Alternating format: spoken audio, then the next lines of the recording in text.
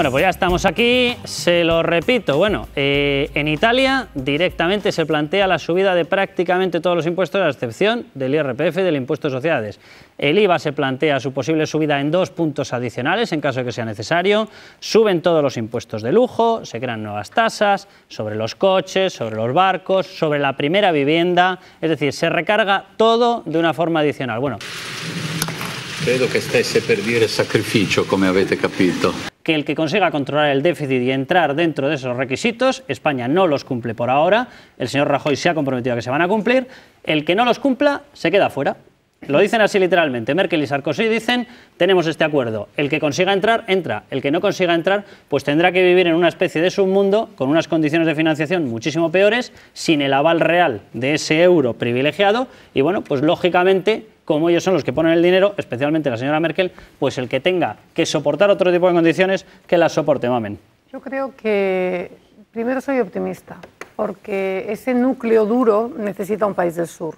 Y entre Italia o España en este momento, pues luego me han dicho que puede ser 2, pero sobre todo España no está tan mal. Yo creo que entran los dos. Que entran los dos. Y acabo, aquí en España se han convocado elecciones, más tarde o más temprano. Yo creo que también habría que haber convocado por lo menos un par de meses antes las elecciones. Pero bueno, en cualquier caso, aquí se han convocado elecciones y se ha escogido un gobierno, o se ha escogido un presidente del gobierno democráticamente y de forma normal. Cuidado con la que nos puede venir. Se ha impuesto un nuevo tributo sobre el patrimonio, impuestos sobre los automóviles de gran cilindrada, sobre las embarcaciones y los aviones. Me imagino que estos dos últimos no nos tocan tanto. Bueno, aumento del IVA en 2 puntos. Impuesto experimental, le llaman, sobre la primera vivienda. Sí, será experimental o no, lo que no es experimental es que lo pagas. Con lo cual, impuestos sobre todo tipo de productos financieros y de ahorro, desde cuentas corrientes hasta fondos.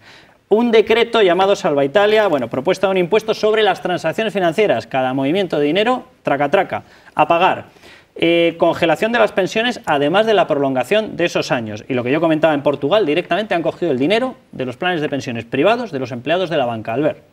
Bueno, todos estos datos que das al final lo único que significa es que vamos a ser, si nos toca hacerlas, más pobres. Porque al final todos esos datos no son de reactivación económica, son de congelación. Son de sacrificio. Porque están marcando claramente un impuesto como el IVA, que es de consumo. Están marcando transacciones económicas. Por tanto, son años de recesión absoluta lo que vienen, ¿eh? No son años de recuperación económica. Eso ya lo dijo en su día Pizarro, cuando hablaba de esta crisis, que poco caso se le hizo ni en el PP ni en el PSOE, pero especialmente, y ahí fue. Pero yo lo del llanto, yo estoy un poco, lo decía Montse en este sentido, a mí me parece que por mucho que sea, me da igual si es tecnócrata, si es demócrata, porque a mí el insulto nuevo de tecnócrata yo no lo acabo de ver así, es decir, no para mí un tecnócrata es alguien... Como insulto no, pero como insulto no lo he entendido, bueno, es simplemente Carmelo, tú no una definición de perfil. Tú no, pero es que hay gente que lo está utilizando como insulto. Yo creo que para mí un tecnócrata es el que ha venido a hacer los deberes de lo que los políticos electos no han hecho. Punto. Lamentablemente se ha tenido que hacer. Y que además sabe de lo que regula. Pero dicho eso, sí que estoy de acuerdo en algo con Carmelo, es lo del llanto, ¿no? Es decir, a mí no me parece que esto sea bueno o malo porque lo haga un tecnócrata. Si lo hubiera hecho un ministro español o un ministro donde fuera, le hubiéramos puesto verde, porque hubiéramos dicho que está calculado, que se lo ha hecho su asesor de imagen y que no sé qué. Como no es el caso y es un gobierno elegido por Bruselas, pues no nos lo parece. A mí me parece que, efectivamente, la seguridad que tiene que transmitir un ministro, sea tecnócrata o sea elegido en las urnas, no puede ser del llanto. Por muy duro que te parezca la medida, hay que venir llorado y hay que dar tranquilidad a los ciudadanos y a los que tienen que invertir en tu país. Y me parece que no es bueno, por mucho que le queramos dar el lado humano. Otra cosa es que se despida, que tenga unas circunstancias personales, una enfermedad, como ha pasado en otros casos aquí en España, que a mí me parece razonable esa parte humana. Pero está dando un mensaje de las medidas de un Estado que espera media Europa. Entonces, no me parece... Sí, Carlos, sí. Van más tarde, ¿no? Con esto quiere decir que las fiestas en España son competencia del Estado, de las comunidades autónomas y de los municipios. Y entonces hay que poner orden. Es que además... Bueno, pues a eso llegamos enseguida. Ahora, cuando tocamos el pasillo, la moqueta oficial y el coche oficial, uy, qué difícil resultan los acuerdos, Albert. Sí, no, totalmente de acuerdo. Cuando, mira, yo pongo un ejemplo y barro para casa, pero podría ser equivalente a cualquier otra comunidad autónoma. Cuando uno plantea, por ejemplo, en un parlamento crear una comisión de estudio de duplicidades administrativas y políticas, te encuentras con el bloqueo de los partidos mayoritarios que sistemáticamente se niegan a debatir sobre si tienen que existir diputaciones, consejos comarcales, televisiones públicas y todo eso. Entonces, ese debate está paralizado en España. Y como dice Carlos, el debate de que hay que trabajar más o hacer los puentes más cortos se ha llegado de sentido común, porque es de sentido común, como estáis diciendo. Es que no ha habido ni una propuesta oficial. Paralizado en Cataluña y el País Vasco. Me consta que en el resto del país no se va a paralizar. ¿Te consta? Pues ya, estamos en el 2011. ¿Cuánto tiempo llevamos debatiendo y en crisis para que pasen 4 años de crisis para tener que preguntarnos ahora eso? Comunidades autónomas de distintos signos políticos al gobierno de España. Uno por otro la casa sin barrer. ¿Y sabes qué pasa? Que el uno por el otro al final son muchos cargos, mucha agencia de colocación, mucha gente colocada en el Senado, en el Parlamento Europeo, en las diputaciones, en los consejos comarcales, en la televisión pública, y eso no es sostenible, eso es de nuevo rico. Y España no se puede permitir esa fiesta, porque estamos pagando con la sanidad y con la educación. Estamos en el último puesto. No la vamos a dejar porque estamos hartos, pero no porque la señora delegada del Gobierno haya dicho algo. Porque lo que está claro, lo que me decían los compañeros, sí, la policía es activa, la policía está para hacer lo que haya que hacer, pero ¿en qué se refleja el esfuerzo de la policía? ¿Dónde está el esfuerzo de la policía? Cuando al final la policía únicamente hace el trabajo sucio, por decirlo de alguna forma, porque esta mañana había casi 300 policías para desalojar el hotel. Hay una ley orgánica 1/92 de seguridad ciudadana. Esta ley es la que habilita para sancionar económicamente a esta gente que infringe la ley. El Código Penal para aplicarle, pero al final lo único que se ha hecho ha sido la afiliación de la gente y luego el juez actuará, pero no actúa contra esta gente, no actúa contra los 103 que hemos sacado del hotel y del Teatro Albéniz. Y al final, ¿qué pasa? ¿Qué les das? Al no sancionarse contra ellos, aunque sean insolventes, haces que les des cancha y pábulo para que puedan ocupar cualquier otro edificio. Bueno, yo que no estoy de acuerdo con la ocupación y además creo que no se debe de permitir que se generalice porque es ilegal, o sea, y esto es claro. O sea, que no estoy de acuerdo para nada ni con los argumentos que han expuesto aquí esta gente, los que han salido de los que han sido desalojados, ni nada que se le parezca.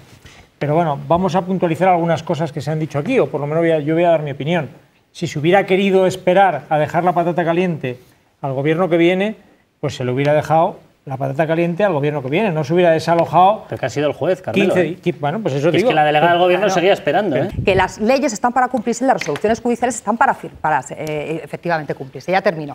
Y el desacato y la sedición también está en el Código Penal, que es no dejar cumplir las resoluciones. Yo cuando María Antonia me ha interrumpido diciendo eso de no hablo contigo, no sé qué, pues aunque no hablara conmigo, yo quiero decir que una cosa es, como ha dicho Vera, el hombre que duerme debajo de un puente y que a pesar de todo va a una cafetería y se lava en la medida de lo posible, a estos que mean, perdón por la ordinariedad, defecan, no sé qué, en medio de los pasillos, porque además un hotel tendrá baños, con lo cual no tienen por qué encontrarse residuos orgánicos por los pasillos. Eso es de guarros, o sea, cuando los han definido como guarros, pues está bien definido. Pero hay que separar, yo no estoy de acuerdo con lo de guarros, porque guarro es el que no se lava, no porque ocupes o no ocupes puede ser más limpio, más sucio, en cualquier caso. No, pero si tú no voy a entrar en el debate. Yo no los voy a cualificar nunca de guarro a nadie por un estereotipo. Si huele, estas imágenes son precisamente a las que aludía Monse, la cámara oculta que colamos y cómo se ve todo el proceso. Guarros que no se lava. Albert, si tú alguien que deja una defecación en medio de un pasillo, ¿es guarro o no? Sí, claro. Pues ¿Cuántos de los que han salido entrevistados aquí lo sabemos que lo han hecho? Pero es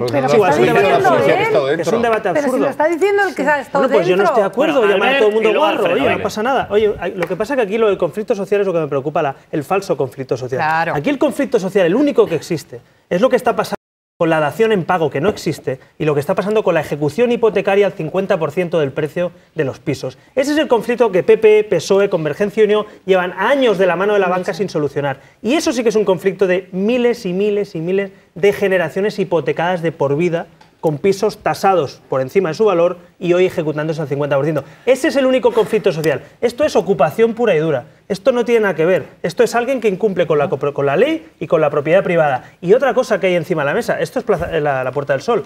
Estamos en Navidades, ¿no? ¿Sabéis lo que significa? Ya han sufrido bastante muchos comerciantes como para, tal y como está la cosa en la campaña navideña, plantarse ahora cada día en una situación de esta. Y acabo una mención, porque si no me matan, porque mucha gente hemos hablado antes de los puentes y me decían algunos ahora por el Twitter, dice, ¿y los autónomos qué? Porque se nos ha olvidado hablar, no de los que trabajamos o no, de los autónomos que no tienen puente nunca. Los autónomos trabajan de día, de noche, en fiesta y que te quedas sin trabajo. Las cuestiones diarias de qué es lo que ocurre en España, aparte de todo esto. El otro día teníamos en el plató al alcalde de Calzadilla de los Barros, de Badajoz, en Extremadura, él nos hablaba de la situación que están viviendo después de la derrota electoral en la comunidad autónoma del Partido Socialista. Sí, les voy a decir algo que puede ser quizás grave, pero el otro día, a raíz de la denuncia que hizo nuestro alcalde, recibí la llamada de uno de los miembros de los cargos, además un cargo importante dentro de la Guardia Civil, y me confesó algo que es muy grave, y es que la delegada del Gobierno tenía datos antes de las elecciones y trató de que estos datos no salieran a la luz, porque detrás de estas amenazas, de estos delitos telemáticos, hay dirigentes del Partido Socialista. Esto se va a saber, más tarde, más temprano, esto se va a saber. ¿Recuerdas la documentación del encargo? ¿Ha sido el interventor? Recordar una cosa, María Antonia. Yo lo único que le quiero decir es lo que dijo el portavoz. Es lo que dijo el portavoz el otro día, que estas relaciones traumáticas tienen ya mucho más trayectoria, que no están relacionadas con las elecciones municipales, sino que son anteriores de años. Pero ha sido el interventor del PSOE el que pero que son antiguas. Lo mismo antes no era el interventor, yo al margen de quién haya sido, que eso se tendrá que probar, me parecen dos cosas muy graves. La primera, que nos está diciendo el portavoz del PP que hay datos que se están guardando en el bolsillo. Eso puede ser constitutivo de delito. Por supuesto. Estamos haciendo, paralizando una investigación o no dando salida a una investigación con datos que puede ser... ¿La Guardia Civil? ¿La Guardia Civil se está guardando los datos? O alguien que manda sobre la Guardia Civil. O la delegada del Gobierno. No imagino a la Guardia Civil. Yo no imagino a la Guardia Civil guardándose datos. Pero Carmelo, que no estoy tengo demasiado buena opinión. Pero Carmelo, la Guardia Civil no tiene que transmitirlo. Déjale hablar a Albert, por favor. Ya sé que es difícil justificar estas cosas, pero es que no rebusquemos. Si esto es condenable, sea quien sea, Carmelo. Sino que también han dejado por escrito otro plan manuscrito con toda profusión de detalles para montar lo que denomina el juez textualmente una estructura societaria fiduciaria, es decir, un entramado de sociedades para disimular la identidad real de sus verdaderos dueños, es decir, la de Iñaki Urdangarín y la de su mano derecha en el Instituto NUS, para llevarse gran parte del dinero público que percibían a través del instituto a paraísos fiscales y, por lo tanto, minorar todavía más el pago de impuestos. Yo creo que estamos exigiendo todo tipo de responsabilidades. A mí me parece que las cosas están llegando ya a un nivel en el que probablemente la Casa Real tendría que tomar alguna decisión sobre Urdangarín, en el sentido de que tiene todo el derecho a defenderse. Probablemente pues no tenemos que hacer juicios apresurados en el sentido de que todo el mundo es inocente mientras no se demuestre lo contrario, pero tal como están las cosas, la verdad es que se está haciendo un flaco favor a la Casa Real y por lo tanto lo mejor sería que Urdangarín se pudiera defender, pero al margen de... Yo voy a decir una cosa, que es que tengo la impresión de que todo este entramado, esta estructura societaria y fiduciaria a la que se refería Esteban, al final termina, en este caso, en 650.000 euros tan solo. Pero, claro, montar toda esa estructura no sería por 650.000 euros, sino por lo que vendría después. Para evadir 650.000 euros en estas cantidades que se mueve esta gente, no se monta todo este tinglado. Iba a venir mucho más. Un problema, yo creo que se le está quitando hierro públicamente por temor o por lo que sea. Esto es el escándalo de los escándalos más gordos que ha habido en democracia. Si se confirma, lo que aquí estamos hablando es jefatura de Estado, que no es monarquía, sino jefatura de Estado, administraciones públicas implicados con miembros de la Casa Real, con estructuras para llevarse dinero público en una organización sin ánimo de lucro, y en todo ello como socia una hija del rey, una infanta. O sea, poca broma, ¿eh? O sea, esto es un escándalo que yo no sé si esto pasa en otro país, ¿qué estaríamos hablando? Es decir, me parece increíble que la Casa Real, que la Casa Real no se haya pronunciado hasta la fecha, más allá de decir que se debe defender, me parece una gravedad increíble. Y esto yo creo que incluso, lo digo así claro, es decir, me parece que el gobierno de la nación tiene que tomar nota y tomar medidas. ¿Qué gobierno? Si vamos sin gobierno. Pues el que toque, Carlos, tendrá que tomar medidas, porque esto no afecta al gobierno, esto afecta al Estado. Es decir, la credibilidad en la jefatura de Estado, el debate sobre monarquía o república, la situación política y económica. Mamen, como va a haber más capítulos de esto, la próxima no tenemos tiempo, de verdad. Muchísimas gracias a todos, ya saben, a descansar, que hay que levantar España. Mañana nosotros tenemos programa, por supuesto que sí, porque nosotros trabajamos en esos puentes. Bueno, nos marchamos y en unos minutos la contestación a la pregunta.